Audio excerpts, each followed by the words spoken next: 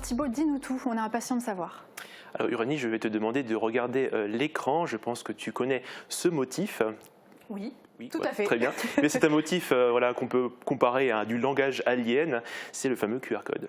Alors c'est pas vraiment une innovation en soi, ça existait déjà depuis quelque temps. Oui, plus précisément en 1994, il est tout droit sorti de la conscience d'un japonais, Masahiro Hara. Il était ingénieur en chef à Denso Wave, un fabricant de pièces automobiles. Et son inspiration, il l'a trouvée dans un jeu de stratégie sur table qui s'appelle le jeu de Go. Et on peut voir, le jeu de Go, c'est des pions blancs et des pions noirs. Et on peut le voir, voilà, une petite ressemblance déjà avec le QR code. Alors, il faut savoir que le QR code a été utilisé pour suivre les pièces détachées dans les usines Toyota. Ensuite, il est passé sous licence publique, donc tout le monde pouvait l'utiliser à travers le monde. Et pour ce qui est du grand public, Uranie, les smartphones avec caméra sont apparus début des années 2000 et on pouvait l'utiliser. Alors du coup, je suis un petit peu curieuse maintenant, à quoi correspondent ces carrés noirs et blancs et toutes ces lignes ? Alors, si on regarde particulièrement ce qui le compose, vous pouvez voir ici qu'il y a 3 grands carrés dans les coins. Ces 3 grands carrés ont 2 fonctions.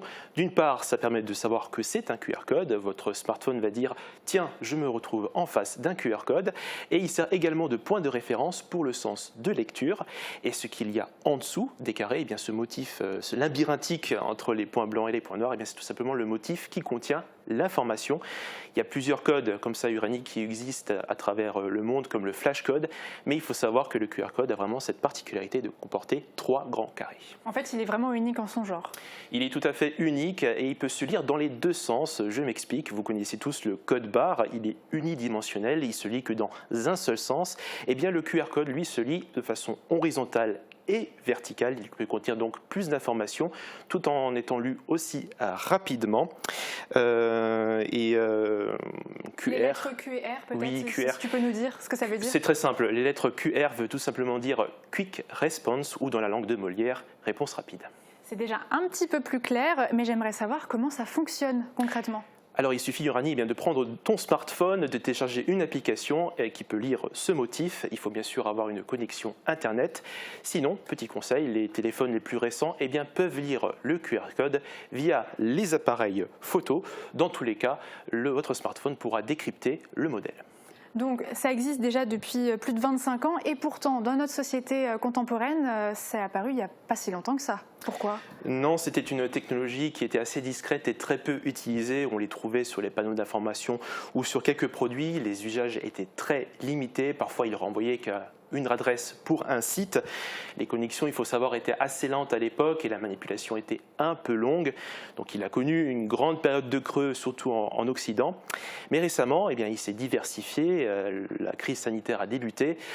Donc vu qu'il ne fallait plus s'échanger d'objets entre nos mains et avoir la distanciation sociale, donc il s'est un peu développé. Très bien.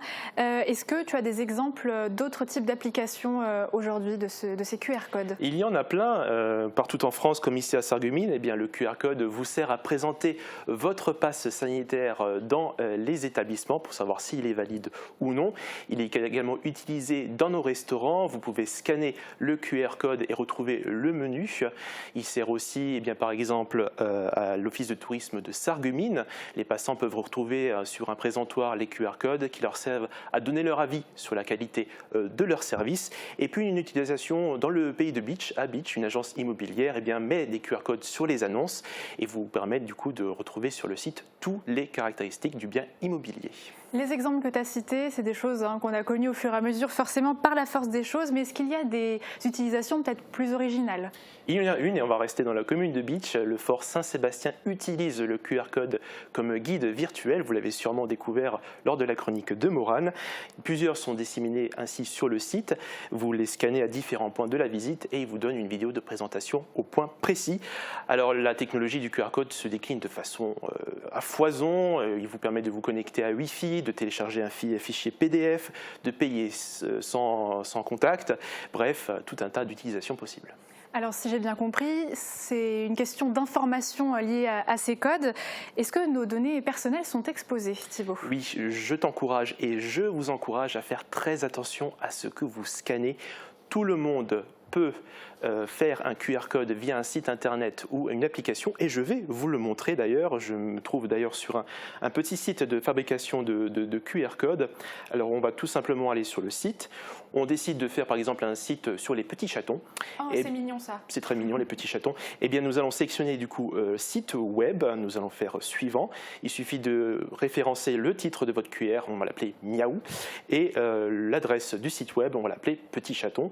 Et ensuite, nous allons donc du coup le personnaliser, un cadre différent, un motif différent, des types de pixels, bref, tout un tas de personnalisation, et votre QR code est fin prêt. Aussi simple que ça. Merci beaucoup Thibaut pour tous ces détails et ces explications. Promis, pas besoin de QR code pour connaître le temps de demain. On se retrouve juste après les prévisions météo.